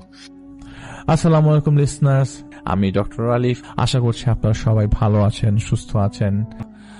তো এখন যে ঘটনাটা শেয়ার করব সেই ঘটনাটা আপনাদের পছন্দের একজনের, জাহিদ ভাইয়ের, আপনারা জানেন, এবং ওনার ঘটনা সবসময় একটু ডিফারেন্ট হয়ে থাকে এবং সবসময় একটু রোমাঞ্চকর। তো ঘটনা আমি যেটা শেয়ার করছি সেটা 2016 সালের একটা ডেভেলপার কোম্পানির এমডি মেয়ের সাথে ঘটে যাওয়া ঘটনা। এমডি সাহেবের পরিবারের স্ত্রী, তার মেয়ে, তার 2 মেয়ে এবং তার মা এবং 2 জন গৃহপরিচারিকা তাদের বাসায় ছিলেন। তো ঘটনা শুরু হয় এমডি সাহেবের মেয়ের বিয়ের পর থেকে। তার বড় মেয়ের বিয়ের 3 থেকে 4 দিনের মাথায় এমডি সাহেবের মা মারা যায়। তো মারা যাওয়ার আগের থেকে 3-4 দিন আগের থেকেই তিনি বলছিলেন তিনি একটা শয়তানকে দেখেছিলেন তার নাতনির বিয়ের দিন, এবং সেই শয়তান নাকি ঠিক নাতনির পেছনে দাঁড়িয়েছিল। আর সেই শয়তানটা সেদিন থেকে প্রতিদিন রাতে এসে তাকে থ্রেট করে যাচ্ছিল যে তোকে শেষ করে ফেলবো, এবং তোকে শেষ করার পর তোর নাতনিকে ধরবো। এভাবে 2 দিন রাতে সে তাকে বলেছিল একই কথা, এবং সেটি তার পরিবারকে তিনি জানায়, এবং এও বলেছে শেষ দিনের দিন যে কাল রাতে তোকে নিতে আসবো, তোর সময় ফুরিয়ে গেছে, দেখবো তোকে কে বাঁচায়। তো পরিবারের সবাই ধরে নিয়েছে যে ওনার এটা মতভ্রম, কারণ এটা ওনার বয়স 70-এর বেশি ছিল, আর ওনার আগের থেকেই হালকা মানসিক সমস্যাও ছিল, তাই সবাই গুরুত্ব দেয়নি। কিন্তু ঠিক সেদিন রাতেই উনি মৃত্যুবরণ করেন। রাত পার হবার পর তাকে সবাই তার লাশ নিয়ে গ্রামের বাড়িতে যায়, এবং প্রত্যেকেই যায়, এবং লাশ পুরো পরিবার সহ যে গ্রামে দাফন করে। তো দাফনের পর সেদিন দাফনের রাতের দিন পরিবারের সবাই একটা স্বপ্ন দেখে, এবং সবাই দেখে তারা সবাই অন্ধকার একটা ঘরের মধ্যে বন্দী, এবং ওই ঘরের ভেতর থেকে হার্টবিটের শব্দ ভেসে আসছে। তো এমডি সাহেব এবং তার বড় ভাই, তার বোন, তারা সকলে মিলে মিলাদ মাহফিল শেষ করে 2 দিন পর সকলেই তার নিজ নিজ পরিবার নিয়ে ঢাকায় ফিরে আসে। এর প্রায় কিছুদিন পর থেকে এমডি সাহেবের বড় মেয়ে, যার কিছুদিন আগে বিয়ে হয়, সে তার দাদিকে দেখতে পায়। যেমন এই দাদি হেঁটে চলে গেল, বা উনি বেঁচে থাকাকালীন হামান দিস্তা ব্যবহার করতেন, এবং সেই হামান দিস্তা নিয়ে দাদি বিছানার উপরে বসা। উনি তার মাকে বলেন, তার মা বেশি একটা গুরুত্ব দেয় না, তার এমডি সাহেবের ওয়াইফ বেশি একটা গুরুত্ব দেয় না। তার মা ভেবেছিল কেউ চলে গেলে তো মন খারাপ হয়, আর এর জন্য হয়তো এরকম হচ্ছে। তো মেয়েটা তার স্বামীকেও বলে, কিন্তু স্বামীও তেমন গুরুত্ব দেয় না। আর এটাই আমাদের মেইন সমস্যা, আমরা কোনো কিছু গুরুত্ব দিতে চাই না, এবং পরে এটার খেসারত দিয়ে মেটাতে হয়। এভাবে কিছুদিন যায়। একদিন রাতে মেয়েটার ঘুম ভাঙে তার দাদির ডাক শুনে। সে উঠে বসে। ডাক আসছিল দাদির ঘর থেকে। সেই রুমে যায়, দাদির ঘরে যায়। সে দেখতে পায় দাদির ফ্লোরে হেলান দিয়ে বসে আছে। তার দাদি ফ্লোরে হেলান দিয়ে বসে আছে। তিনি রক্তাক্ত। এমন অবস্থায় যা দেখে তিনি মনে হলো তিনি সদ্য একটা বাচ্চা প্রসব করেছে। এটা দেখে মেয়েরা শক্ত হয়ে যায়। তার গলার থেকে কোনো ধরনের ভয়েস বের হচ্ছিল না। এবার সে দেখে তার দাদি সেই রক্তাক্ত অবস্থায় বাচ্চাদের মতো গড়িয়ে গড়িয়ে তার দিকে এগোচ্ছে। তার এক হাতে একটা সদ্য জন্ম নেওয়া শিশু। এটা দেখে এবার সে চিৎকার দেয়। দৌড় দিয়ে রুম থেকে বের হয়ে যাওয়ার সময় হোঁচট খেয়ে ফ্লোরে পড়ে মাথায় আঘাত পায়। তাকে হাসপাতালে নেওয়া হয়। হাসপাতালে যাওয়ার পথে সে তার মাকে বলে যে আমি এসব জিনিস দেখেছি। এখন মেয়েটার পরিবার মনে করতে লাগে হয়তো মেয়েটার মানসিক সমস্যা হচ্ছে, কারণ একে তো নতুন বিয়ে, তার সাথে দাদি মারা গেছে, এবং দাদির সাথে মেয়েটার বেশ ভালো সখ্যতা ছিল। তো দাদিকে সে খুব পছন্দ করতো, ভালোবাসতো। তো এটা হয়তো তাকে মানসিকভাবে দুর্বল করে দিচ্ছে। তার চিকিৎসা চলল কিছুদিন। এদিকে মেয়ের মা লক্ষ্য করতে থাকে যে মেয়ের আশেপাশে একটা কালো ছায়া ঘোরাফেরা করে। তিনি তার মেয়ের বাবার সাথে আলোচনা করে, তারা ধারণা করে যেহেতু নতুন বিয়ে তাই কুনজর বা ক্ষতি পড়ল কিনা। তো তাদের একটা প্রাতিষ্ঠানিক মাদ্রাসা ছিল, সেই মাদ্রাসার প্রধানকে তারা ডেকে আনে বাসায় এবং দুপুরে সপরিবারে খাওয়া দাওয়া শেষ করে এমডি সাহেব এই হুজুরকে বলে, দেখেন আপনি তো মেয়েটাকে দোয়া টোয়া পরে ফু দেন, তো সমস্যা আছে মেয়েটা। তো হুজুর কি করলো, দোয়া পরে ফু দিয়ে সেদিন চলে যায়। তো যেদিন চলে যাবে মানে সেদিনই বিকালবেলা হুজুর চলে যাবার কিছুক্ষণ পর মেয়েটা বমি করতে শুরু করে, রক্ত বমি, এবং বমির সাথে অল্প কিছু সাদা চুল বেরিয়ে আসে। তাকে দ্রুত হাসপাতালে নেওয়া হয়। পরীক্ষা নিরীক্ষা করে জানা যায় পেটে কোনো ধরনের সমস্যা নেই। এদিকে চুল বেরোতে দেখে মেয়েটার বাবা মা বুঝতে বাকি হলো না মেয়েটার কোনো সমস্যা, মানে মেয়েটার একটা সমস্যা হয়েছে। এমডি সাহেব সেই পারিবারিক হুজুরকে পরের দিন বমির সাথে সাথে চুল বের হওয়ার কথা বলে। হুজুর বলেন, হয়তো বিয়ের দিন কেউ একটা কিছু করেছে, আচ্ছা আমি আসবো 2 দিনের মধ্যে, দেখি কিছু করা যায় কিনা। হুজুর ঠিক আসে এবং মেয়েটাকে বসায়। তার সামনে একটা বোল পানি রাখে। হুজুর সেই পানিতে বেশ কয়েকটা সুই, কিছু মাটি এবং মেয়েটার ব্যবহার করা কাপড় এক টুকরা দিয়ে দেয়। তিনি মেয়েটাকে বলে, পানির দিকে তাকিয়ে থাকো। তো মেয়েটা পানির দিকে তাকিয়েছিল। সে সময় সেই হুজুর তার মতো করে দোয়া দুরূদ পড়ছিল। মেয়েটার সাথে যদি কোনো বদজিন থাকে তবে সে যেন বের হয়ে আসে। যখন হুজুর দোয়া পড়ছিল তখন সেই ফ্ল্যাটে 2 হাতে সজোরে তাল মিলিয়ে তালির শব্দ আসছিল। মেয়েটা চোখ বন্ধ করে রেখেছিল। তালির শব্দটি এতই চারদিক ঘুরছিল, তালির শব্দে সবাই ভয় পেয়ে যায়, এমনকি হুজুর পর্যন্ত ভয় পেয়ে যায়। কেননা এমন আগে হুজুর কখনো ফেস করে নাই। মূলত হাজির করতে গেলে এমন হয় না। সেই সময় মেয়েটা কিছু দেখছিল না, শুধু কানে শুনছিল হার্টবিট করার শব্দ। হুজুর দোয়া দুরূদ পড়া বন্ধ করে পানির বোলে তাকিয়ে দেখতে যাবে, ঠিক তখনই কোনো কিছু পানির বোলটাকে ছুঁড়ে ফেলে দাদির ঘরের দিকে। পানির বোলটা হঠাৎ করে এরকম অবস্থা দেখে সবাই ভয় পেয়ে যায়। তারপর দিন এমডি সাহেব হুজুরের কাছে জানতে চান ঘটনা কি। মা মারা যাওয়ার কদিন আগে থেকে বারবার বলতেন তার ঘরে একটা শয়তান আসতো। তাকে বলতো আর 3 দিন, আর 2 দিন, এভাবে বলতো যে তোকে নিয়ে যাব, তারপর তোর নাতনির পালা।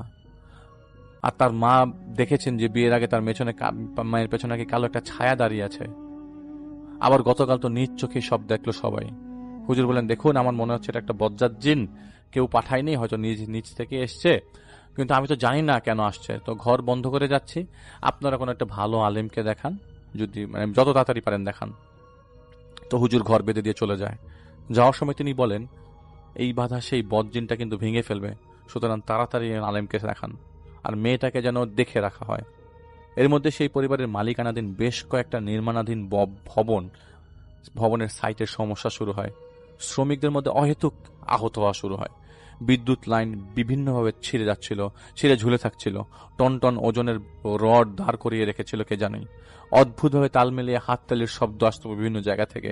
বড় মাপের কংক্রিট মিক্সার ট্রাক উল্টে একবার পড়েও গিয়েছিল এবং সেখানে এক শ্রমিক আহত হয়েছিল। এরপরে সাইটের সব কাজ বন্ধ করে দিতে তার বাবা মেয়েটির বাবা বাধ্য হয়।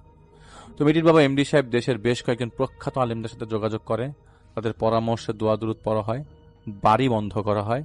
এমন কোনো কিছু বাকি ছিল না যা করা হয়নি। কোরআন খতম করা হয়। এর মধ্যে জানা যায় মেয়েটা প্রেগনেন্ট। পরিবারের খুশির এক ঝলক আসে কিছুদিনের জন্য। কোরআন খতমের পর কিছুদিন পর্যন্ত হাততালির ঘটনা তাদের সাথে ঘটেনি। তাদের ভবন নির্মাণের কাজ শুরু করে, এবং শুরু করলে তা পুনরায় আবার বন্ধ করে ফেলতে হয়, কারণ সমস্যা আবার শুরু হয়। এর মধ্যে একদিন রাতে মেয়েটা ঘুমাচ্ছিল একা। তার স্বামী কোনো একটা কাজে দেশের বাইরে ছিল। মাঝরাতে তার ঘুম ভাঙে, শুনতে পায় তার দাদির ঘর থেকে ছোট একটা বাচ্চারা যেভাবে নামতা শেখায় সেভাবে নামতাকে জানি পড়ছে, যেমন 1 1 1, 1 2 2, এভাবে কেউ নামতা পড়ছে। এটা শুনে সে কোনো কিছু না ভেবে তারা দাদির ঘরে চলে যায়। ভোরে তাদের গৃহপরিচারিকা কাজের যে লোক একজন তাকে বেহুশ অবস্থায় দাদির ঘরে 2 পা অবস্থায় উল্টো ঝুলে থাকতে দেখে। চিৎকার করে সবাইকে ডেকে তোলে। কোনোভাবে তাকে উদ্ধার করা হয়। মুখে পানি ছিটিয়ে হুঁশ আনানোর চেষ্টা করা হয়। কিছুক্ষণ পর তার হুঁশ আসে। তাকে তার বিছানায় নেওয়া হয়। তার স্বামী এই ঘটনা শুনে সেদিন তাদের বাড়ি ফেরে। সেদিন যেহেতু তাকে উল্টা ঝুলে থাকা অবস্থায় উদ্ধার করা হয়, তাকে হাসপাতালে নেওয়া হয় পরীক্ষা নিরীক্ষার জন্য। যেহেতু সে প্রেগনেন্ট, চেক আপের পর তাকে বাসায় আনা হয়। তার কাছে জানতে চাওয়া হয় বেশ কয়েকবার যে সে রাতে কি হয়েছিল, সে কি দেখেছিল তার দাদির ঘরে। মেয়েটার বর্ণনা অনুযায়ী তার ঘুম ভাঙে বাচ্চাদের নামতা শোনার মতো শব্দে। তার মনে হলো দাদির ঘর থেকে দাদির কথা বলার ধরনের মতো কেউ নামতা পড়ছিল। সে উঠে দাদির ঘরের দরজার সামনে দাঁড়িয়ে উকি দেয়। উকি দিয়ে সে দেখে একজন মাঝবয়সী মহিলা ফ্লোরে বসে আছে। তার সামনে মোম জ্বলছিল বেশ কয়েকটা, শাড়ির আঁচলে তার মাথা ঢাকা। সে একটা রক্তাক্ত সদ্য ভূমিষ্ঠ শিশু তার এক হাতের তালুতে হাত ধরে রেখেছিল এবং অন্য হাতের আঙ্গুল দিয়ে সেই শিশুর শরীরে কিছু লেখছিল। এটা দেখে সে যখন আর মানে সরে যেতে চাচ্ছিল, ঠিক তখনই সে নিজেকে আবিষ্কার করে যে সেই ঘর থেকে আর কোনো ধরনের বের হওয়ার দরজা নাই। আপনি চিন্তা করেন, আপনি একটা রুমে আটকা পড়ে গেছেন, বের হতে পারছেন না, আর এই একজন মানুষ আপনার সামনে মোমবাতি জ্বালিয়ে বসে আছে। সে ভয়ের চোটে চিৎকার করছিল এবং গোঙাচ্ছিল। সেই সময় সে আবারও সেই নামটা পড়াশোনা শোনা শুরু করে। এক একে এক, এক দুগুণে দুই, এরকম সব নাম এবার শুনতে লাগলো এবং সেই হাততালি সে শুনতে লাগলো। সে কাঁদছিল ভয়ে, অসাড় হয়ে, শরীর ঠান্ডা হয়ে গেছে। সে দরজা খুলতে না পেরে দেয়ালের দিকেই মুখ গুজে রইল। কিছুক্ষণ পর সে শুনল কেউ তাকে ডাকছে। এভাবে কিছুক্ষণ ডাকার পর সে একটু পিছনে ঘুরে দেখতে পায় সেই মাথায় ঘোমটা দেয়া মহিলা তার দিকে তাকিয়ে আছে। সেই মহিলা তার দিকে সদ্য জন্মানো বাচ্চাটাকে এগিয়ে দিল ধরতে, তাকে ধরতে বলল। সেই বাচ্চাটিকে কাঁপতে কাঁপতে কোনোভাবে ধরে। একটু চিন্তা করেন কি অবস্থা দিয়ে মধ্যে দিয়ে যাচ্ছিল মেয়েটা, কতটুকু মানসিক চাপে ছিল। বাচ্চাটা সে হাতে নিয়ে দেখে বাচ্চাটা পুরোপুরি বাচ্চার মতো নয়, তার হাতের তালুর মতো হবে আকারে, পরিপক্কতা আসে নাই বাচ্চাটা। সে যখন বাচ্চাটিকে দেখছে তখন তার সামনের ঘোমটা দেয়া সেই মহিলা বলতে লাগলো, এটা তোর ছেলে, কত ছোট তাই না, নিয়ে যাব, আমি আসছি নিতে। আমি এই বংশের জন্ম নেয়া প্রথম সব ছেলেকে নিয়ে গেছি। তোর বড় চাচাকে নিতে পারি নাই কারণ তিনি বেঁচে গেছে, কিন্তু তুই পেট বাঁধিয়ে ফেলেছিস তখন, তাই এবার তোরটা নিয়ে যাব। ধীরে ধীরে সেই নারী মূর্তিটি মেয়েটির কাছে এসে একটা হাত মেয়েটার পেটে ঢুকিয়ে দেয়। তীব্র যন্ত্রণায় মেয়েটা কাঁদতে থাকে এবং হাতে থাকে সেই শিশুটা মেয়েটার হাত কামড়ে ধরে। সেই নারী মূর্তি মেয়েটার পেট থেকে হাত বের করে মেয়েটার পা ধরে হেঁচড়ে টেনে নিয়ে গেল। মেয়েটা দেখলো সেই নারী মূর্তি তার পায়ে কিছু একটা বেঁধে তাকে উল্টো করে ঝুলিয়ে দেয়। সেই ঝুলন্ত অবস্থায় মেয়েটা দেখে সেই ছোট্ট শিশুর মতো আরো বেশ কয়েকটা শিশু এভাবে ঝুলছে, দেয়ালে ঝুলে আছে। তারা সেই অপরিপক্ক হাতে হাততালি দিচ্ছে এবং নামতা পড়ছে এক এক এক এভাবে। মেয়েটা এসব দেখতে দেখতে ঝুলেই রইল, কখন বেহুশ হয়ে গেছে তার মনে নাই। এরপর মেয়েটা বলে সে তখনও হার্টবিটের শব্দ পাচ্ছে তার কানে। সে বলে দাদির দাফনের দিন রাতে একটা স্বপ্ন দেখে সে অন্ধকার ঘরে হার্টবিটের শব্দ ভেসে আসছে। তার মা, তার বাবার সকলের মনে পড়লে, হ্যাঁ ঠিক তাই তো, সেই রাতে তো তারা ঠিক একই স্বপ্ন দেখেছিল। কিন্তু তাদের বড় মেয়ের অবস্থা থেকে তারা চেপে যান। মেয়ের সামনে সেই কথা তারা আগে বলে নাই। মেয়েটার স্বামী এসে মেয়েটাকে আগে ডাক্তারের কাছে নিয়ে যায়, তারপর মেয়েটাকে তার নিজের বাড়িতে নিয়ে যায়, কারণ এই সমস্যাই বাসায় হচ্ছিল। এদিকে এমডি সাহেব চিন্তা করলো যে সমস্ত নির্মাণাধীন সাইটের সমস্যা আর তার মেয়ের সমস্যা এক নয় তো।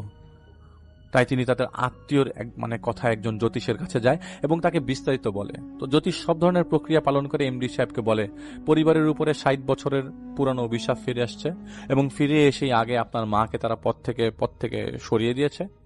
আপনার মা তো মারা গেছে, এই অভিশাপের উৎপত্তি যেন লুকানোই থাকে, এই জন্য আপনার মাকে তারা সরিয়েছে। এই অভিশাপের কালো ছায়া পুরো পরিবারের উপর এখন। এমডি সাহেব জানতে চায় কি করা যেতে পারে। তো সে জ্যোতিষ অপারগতা প্রকাশ করে, কারণ তার জ্যোতিষ বিদ্যায় এই জিনিস নাই। এদিকে মেয়েটির শ্বশুরের বাড়িতে বেশ কদিন ভালোভাবে কেটে যায়। একদিন সন্ধ্যায় মেয়েটা হুট করে খাবার টেবিল থেকে উঠে যায় এবং উঠে তার স্বামীকে কিল ঘুষি মারতে থাকে। আরে সেই নাম তাই একে একেই বলতে থাকে, এভাবেই বলতে থাকে সবার সামনে। সেই মুহূর্ত থেকে শুধু নামটাই বলতে থাকে, এরপর কিছু আর বলছে না, শুধু নামটাই বলছে। এমডি সাহেবকে তা ফোন দেয়, মেয়ের জামাই তাকে সবকিছু বলে। অনেক কষ্ট করে তারা মেয়েকে তার মেয়ের বাসায় তাদের বাসায় নিয়ে আসে এবং বেশ কয়েকজন হুজুর নিয়ে আসবে বলে আশ্বাস দেয়। তো হুজুর আসে, কিন্তু কোনো সমস্যার হাল করতে পারে নাই। তারা আপ্রাণ চেষ্টা করছিল যেন মেয়েটা সুস্থ হয়, কিন্তু দ্রুতই তার আচরণের পুরো পরিবর্তন ঘটে যায়। সারাদিন বিড়বিড় করে তিনি নামতা পড়ত এবং নিজের পেটে নিজেই আঘাত করত। সমাধান না হওয়া পর্যন্ত একজন আলেম সমাধান না তারা ওয়েট করতে থাকে। একজন আলেম পীরকে তারা নিয়ে আসে বরিশাল থেকে। তিনি মেয়েটাকে দেখে তিনি বলেন, রাতে জিন হাজির করা হবে মেয়ের সমস্যা জানার জন্য, আপনারা সবাই সাবধানে থাকবেন। পীর সাহেবের সাথে বেশ কয়েকজন সাথীও এসেছিল। এশার নামাজের পর পীর সাহেব তার সাথে হালকা রাশের একজন ছেলেকে তাদের মধ্যে বসান। রাশের মধ্যে ছিল যে তুলা রাশির একটা ছেলেকে, তার চারপাশে নানা রকম খাদ্য সামগ্রী তুলে দেওয়া, মানে খাদ্য সামগ্রী রাখা হয়।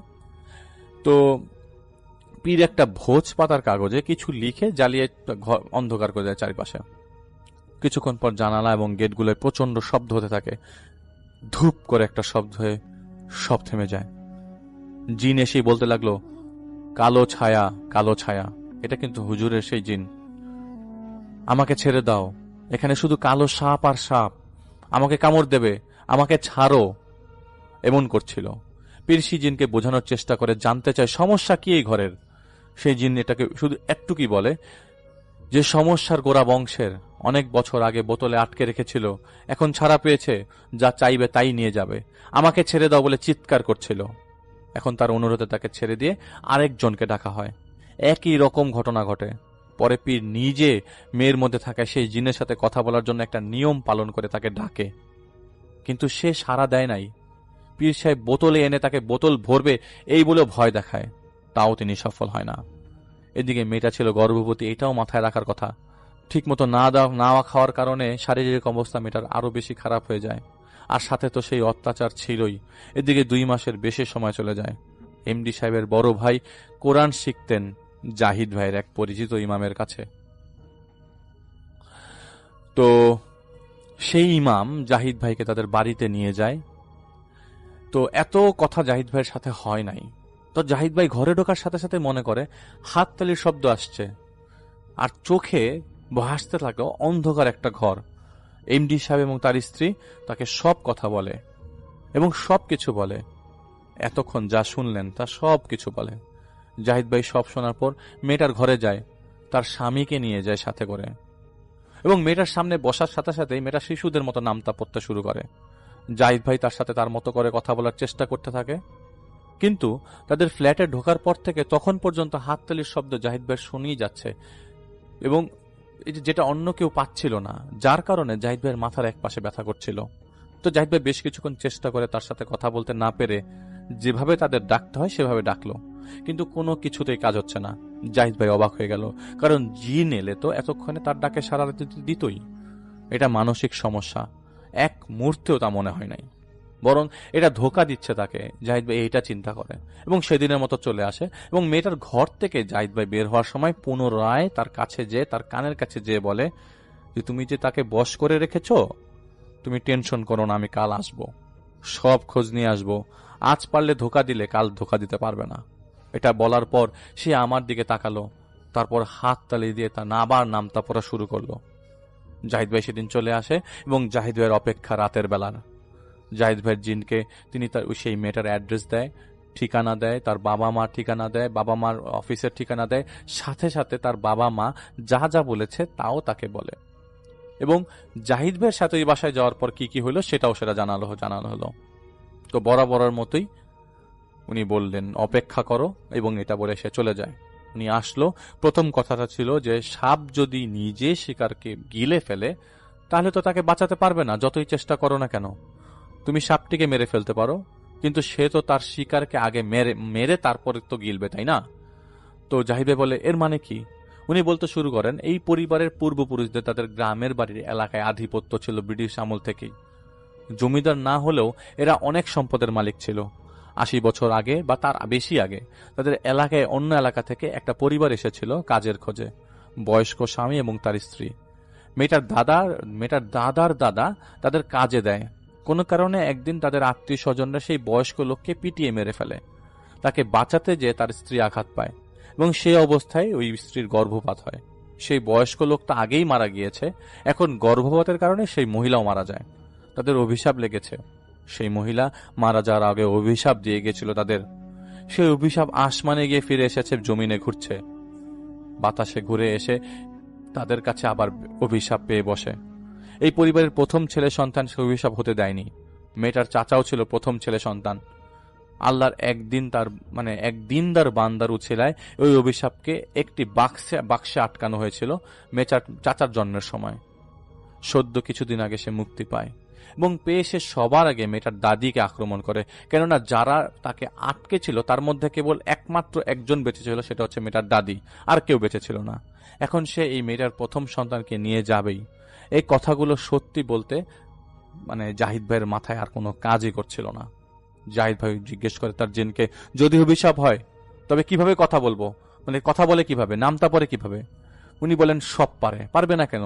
এটা তো সেই মহিলার কারিন, যে প্রতিশোধ নিচ্ছে কারণ তার শরীরকে কষ্ট দিয়ে হত্যা করা হয়েছে। কারণ সেই শরীরে সে থাকতো, এখন সে একা। অভিশাপ বহনকারী এই কারিন তার কাজই করে যেতে থাকবে। যখন তাদের পরিবারে কারো প্রথম সন্তান ছেলে হবে, কারিন ফিরে আসবে, বারবার ফিরে আসবে। আমি ওনার কাছে জানতে চাইলাম এখন কিভাবে মেয়েটাকে আর মেয়েটার সন্তানকে বাঁচানো যায়। জাহিদ ভাই জিন বলে, পুনরায় তাকে বাক্সে ঢোকাতে হবে, এছাড়া আর কোনো উপায় নাই। যদি সফল না হই তাহলে তো মেয়েটার ক্ষতি করবে। তো জাহিদ ভাই তাকে বলে, নিষ্পাপ শিশু তো কোনো কেন অভিশাপের শিকার হবে, ও তো নির্দোষ। তো জাহিদ ভাই জিন উত্তর দেয়, দেখো এর কারণে অন্তত 19 জন ছেলে শিশু জন্মের সময় মারা গেছে বা পেটে থাকতেই মারা গেছে। তো জাহিদ ভাই বলে, আমি যে তাকে ডাকার চেষ্টা করলাম, সে তো আসলো না।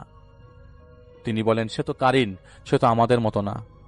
তাদের সাথে কথা বলার নিয়ম নীতি তুমি জানো না, তাই কথা বলতে পারো নাই। আমি তার কাছ থেকে জাহিদ ভাই তার কাছ থেকে কারিনের কথা বলার পদ্ধতি জানার চেষ্টা করলো এবং কিভাবে বাক্সে ভরা যাবে সেটা পদ্ধতি জানা গেল। তো জাহিদ ভাই 2 দিন পর সেই বাড়িতে যায়। জাহিদ ভাইয়ের জিনের সাথে কথা হওয়া তাদের আগেই জানিয়েছিল যে তার জাহিদ ভাইয়ের সাথে জাহিদ ভাইয়ের জিনের কথা হয়েছে। তো এমডি সাহেব আগে থেকেই জানতেন যে তার দাদারা ভালো ছিল না। তো জাহিদ ভাইয়ের জিন বলে নিয়েছিল যে সফল হওয়ার থেকে ক্ষতি হওয়ার সম্ভাবনা কিন্তু অনেক বেশি। আগে থেকেই সব আলোচনা করেছিল। জাহিদ ভাই তাদের ফ্ল্যাটে প্রবেশ করে, মেয়েটার ঘরে যেই মেয়েটার সামনে বসে এবং বসে মেয়েটাকে ডাকে। তো তার নাম ছিল সালিমা। তো জাহিদ ভাইয়ের মুখে সে তার নাম শুনে বিড়বিড় করে একের ঘরের নামটা পড়া বন্ধ করে এবং বন্ধ করে তার দিকে তাকিয়ে কথা বলতে শুরু করে। যেহেতু সে বিহারীদের ভাষায় কথা বলছিল, তাই জাহিদ ভাই বাংলাতেই তার সাথে কথাগুলো বলে। বন্দি করতে এসেছ, পারবে না। আমি তোমার চেয়ে বেশি ক্ষমতাধর, যা আমার তা আমি নিয়ে যাবই। তো জাহিদ ভাই একটা কথা জিজ্ঞেস করতে যাওয়ার সময় সে বাধা দিয়ে বলে, চেয়েছিলাম আরেক কয়েকদিন পর নিয়ে যাব, কিন্তু না, আজ নিয়ে যাব। এটা সেই ভেতর থেকে আসছে কথাটা। আমাকে বন্দি করা ফন্দি এঁটেছিস বলেই তো মেয়েটির পেটে আঘাত করতে যাবে। তখনই এমডি সাহেব তার বলছে যে আমাকে বন্দি করতে এসেছিস। তখন মেয়েটা কি করলো যে তার পেটে আঘাত করতে যাবে। তো এমডি সাহেব এবং তার মেয়েটার স্বামী তার 2 হাত আটকে রাখে। তো এমডি সাহেবকে দেখে সে বলতে থাকে, এই বজ্জাত তাকাচ্ছিস কেন? জানতে চাস তোর মাকে কি করেছি? যেদিন মেয়ের বিয়ে দিয়েছিস সেদিন আমি মুক্ত হয়ে গিয়েছিলাম, এসেছিলাম তোর মার টুটিটা ভেঙে দিতে। এসে দেখি ধুমধাম করে মেয়েকে বিয়ে দিচ্ছিস। তারপর তোর মাকে দেখলাম, মনে চাচ্ছিল ওরে তখনই ছিঁড়ে ফেলি, কিন্তু একা পাইনি তোর মাকে। প্রতি রাতে আসতাম, তোর মাকে খুঁটিয়ে খুঁটিয়ে যন্ত্রণা দিয়ে মেরে ফেলেছি। তোর মেয়েকে মারবো না, কিন্তু যা আমার তা আমি নিয়ে যাব। এদিকে জাহিদ ভাইয়ের কাজ চালাচ্ছিল, কিন্তু মনে জোর পাচ্ছিল না। এদিকে মেয়ের মুখের সে কারিনের সালিমার কথা শুনে এবং মেয়েটার কষ্ট দেখে এমডি সাহেবের স্ত্রী মেয়েটার মা ভুল করে বলে বসেন, ঠিক আছে, আমার মেয়েকে যন্ত্রণা দিও না, আমার মেয়ের ক্ষতি করে না, বাচ্চা নিয়ে যাও আর যা চাও তাই দিব। তো মেয়েটার মা বারবার বলছিল যে আমার মেয়েকে সহি সালামত ফিরিয়ে দাও।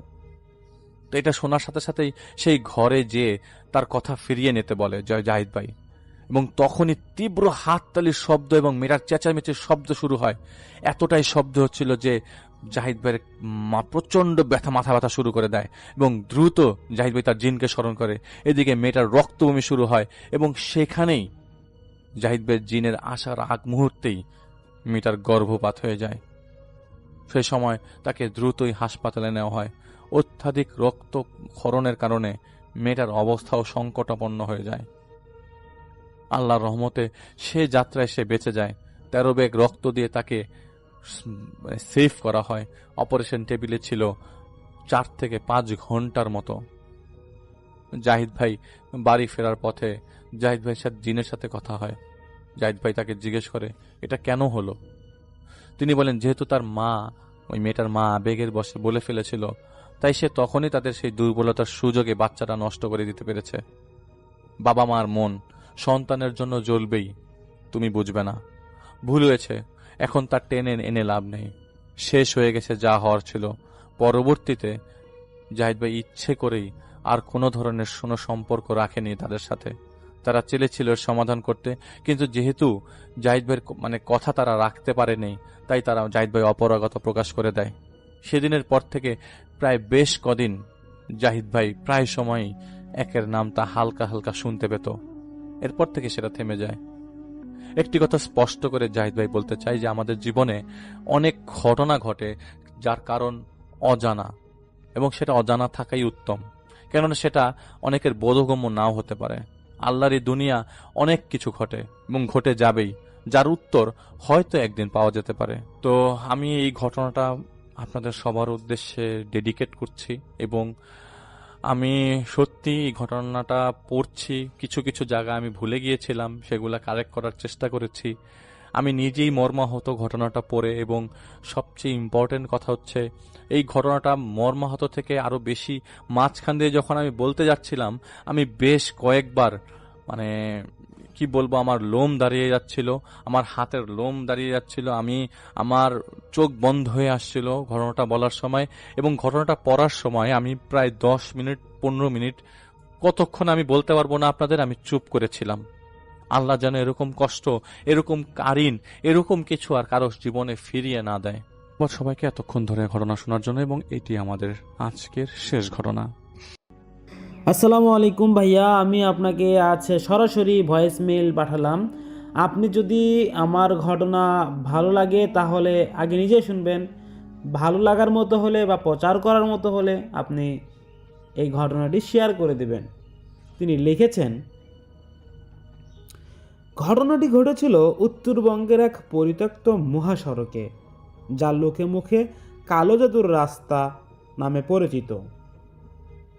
সেখানকার এক তান্ত্রিক, নাম তার কাল ভৈরব, অমরত্ব পাওয়ার নেশায় এক ভয়াবহ কালো জাদু শুরু করেছিল সে। এই ঘটনাটি পুরো বিশ্বব্যাপী ছড়িয়ে আছে। যদি আপনারা কোনোদিন সেই ঘটনা সম্পর্কে জেনে থাকেন বা পড়ে থাকেন, তাহলে আপনাদের কাছে আজকের ঘটনাটি খুবই খুবই চমৎকার বা আনন্দপ্রলভ হবে। যদি ঘটনা কেউ না শোনেন, তারা আজকে অনেক বেশি ভয় পাবেন বলে আমি আশা করি। তো সেই জাদুঘরের লক্ষ্য ছিল একটা চলন্ত অ্যাম্বুলেন্সের ভিতরে থাকা 9টি মরা দেহ দিয়ে এক পৈশাচিক চক্র সম্পন্ন করবে। এই ঘটনাটি বা দুর্যোগপূর্ণ রাতে একটা বড় মর্গ ভ্যান, অ্যাম্বুলেন্সের মতো দেখতে বড় গাড়ি, 9 জন অজ্ঞাত পরিচয় ব্যক্তির লাশ নিয়ে যাচ্ছিল। গাড়িটি যখন কাল ভৈরবের আস্তানা অর্থাৎ সেই নির্জন শ্মশানের এলাকা পার হচ্ছিল, হঠাৎ আকাশ কুচকুচে কালো হয়ে গেল। হঠাৎ করে বৃষ্টিও পড়ছিল না, কিন্তু আকাশ থেকে ঝরছিল কালো রঙের এক চটচটে তরল, যা দেখতে অবিকল পচা রক্তের মতো। ঠিক রাত 12টা 1 মিনিটে অ্যাম্বুলেন্সের ইঞ্জিন বিকট শব্দে ফেটে গেল। চালক রহিম দেখল গাড়ির পিছনের লকগুলো নিজে থেকেই গলতে শুরু করেছে। কালো জাদুর প্রভাবে পিছনের 9টি লাশ একে একে উঠে বসল। তাদের কারো চোখ নেই, শুধু চোখের কটরে জ্বলছে আগুনের মতো লাল আলো। রহিমের ঘড়ির কাঁটা উল্টো দিকে ঘুরতে শুরু করলো। সে দেখলো তার গায়ের চামড়া কুচকুচে কালো, মুরব্বী মানুষের যেমন কুচকে যায়, সেই কুচকে যাওয়ার মতো। সে যুবক থেকে বৃদ্ধতে পরিণত হচ্ছে চোখের পলকে।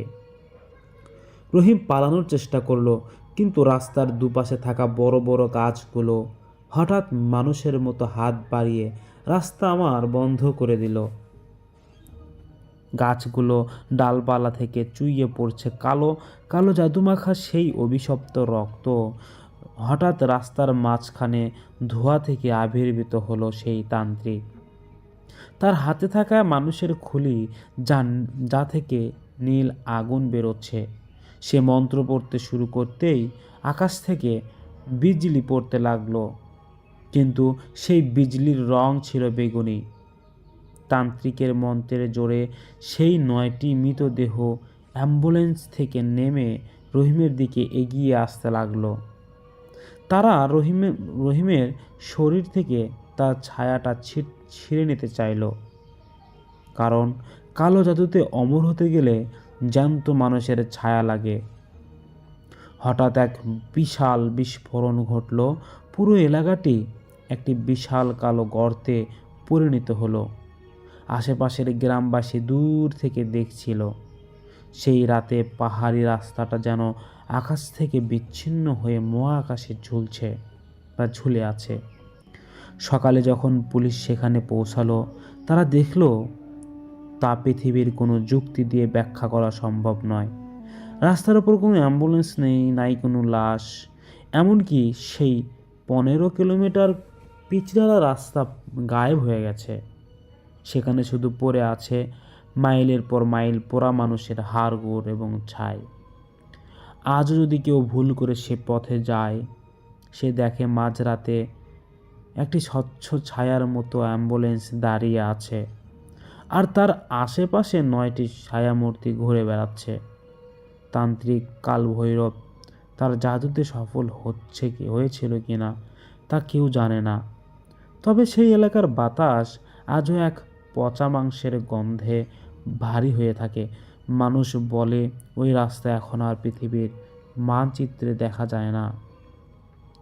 এরকম অনেক ঘটনা কিন্তু আপনার আমার সামনে পিছনে ঘটে যাচ্ছে, আমরা কিন্তু তা উপলব্ধি করতে পারছি। সেই রাতে রাস্তাটা উধাও হয়ে গেল। লোকে ভেবেছিল সব শেষ, কিন্তু আসল আতঙ্ক শুরু হয় তার ঠিক 3 দিন পর।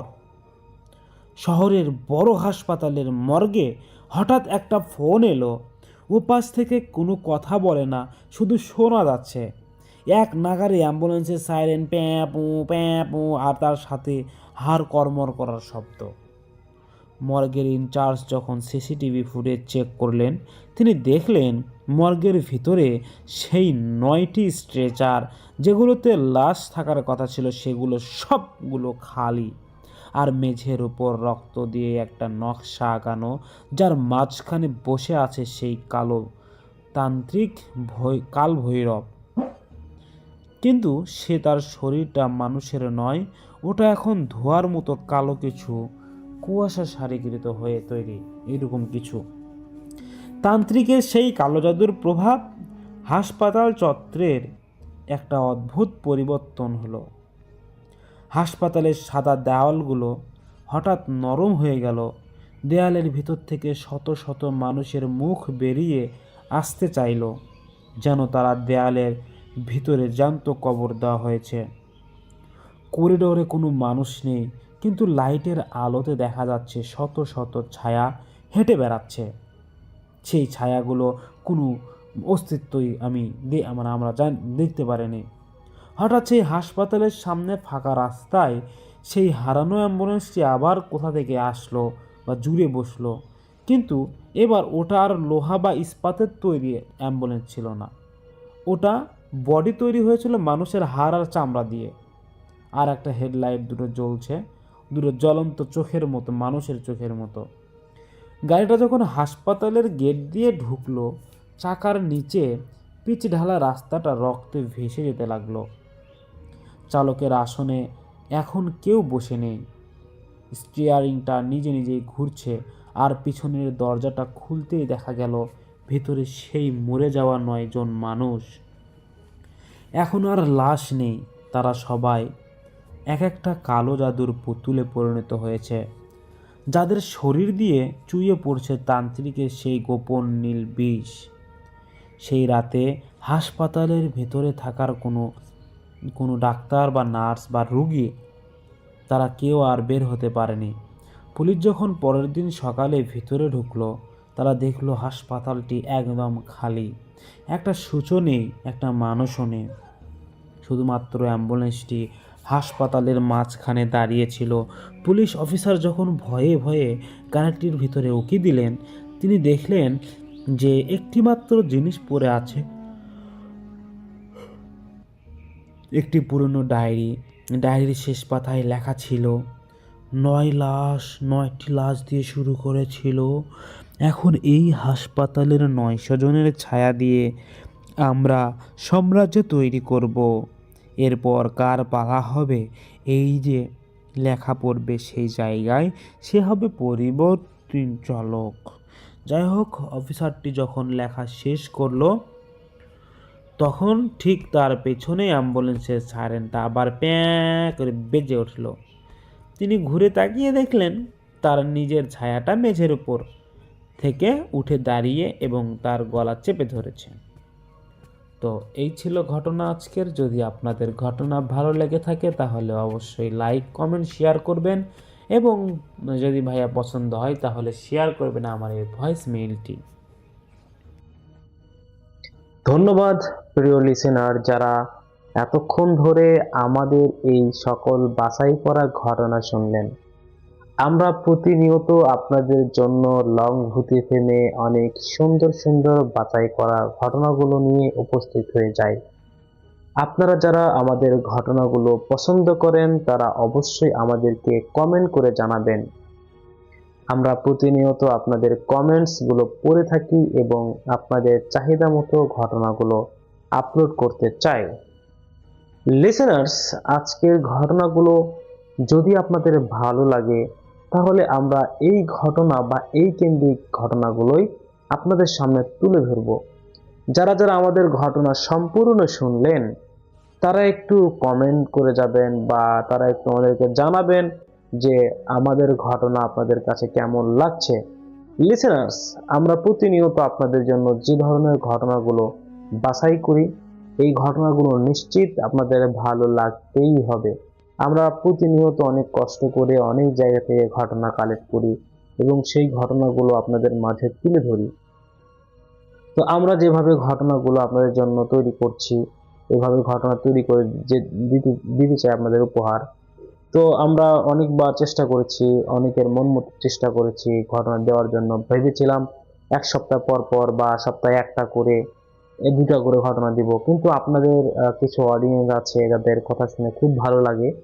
অনেকে আমাদেরকে বলে যে ভাইয়া আপনারা প্রতিনিয়ত ঘটনা ছাড়েন, আমরা আপনাদের ঘটনার জন্য অনেক আগ্রহ হয়ে বসে থাকি। তো তাদের কথা শুনে আমার খুব বেশি ভালো লাগে যে তারা ভূতি ফিল্মকে ভালোবাসে। তারা ভূতি ফিল্মকে ভালোবাসে বিধায় আমরা কিন্তু এখন পর্যন্ত আপনাদের সাথে ঘটনা তুলে ধরতে পারতেছি। যা অনেক আগে থেকে আমাদের চ্যানেলে আছেন তাদেরকে আমি বলবো, আপনারা যদি আমাদের চ্যানেলে নতুন হন তাহলে অবশ্যই চ্যানেলটিকে সাবস্ক্রাইব করবেন এবং যদি অনেক পুরনো হন তাহলে আপনারা অবশ্যই আমাদেরকে সেটাও জানাবেন যে আমরা অনেক পুরাতন, অনেক আগে থেকে ঘটনা শুনি কিন্তু আপনার চ্যানেলে নতুন। তারাও যদি থাকেন তারা অবশ্যই আমাদের চ্যানেলটিকে সাবস্ক্রাইব করবেন। আমরা প্রতিনিয়ত আপনাদের কমেন্ট করি, অনেকে অনেক জায়গা থেকে মেইল করে, অনেকে অনেক জায়গা থেকে ঘটনা পাঠায়, সবার ঘটনায় কিন্তু পড়া হয়। আমরা কিন্তু আজকে 3টে ঘটনা পড়েছি। যদি ভালো লাগে আপনারাও ঘটনা পাঠাবেন। আমরা প্রতিনিয়ত এইরকমভাবে রাত 10টায় ঘটনা আপলোড করি। ধন্যবাদ, আসসালামু আলাইকুম।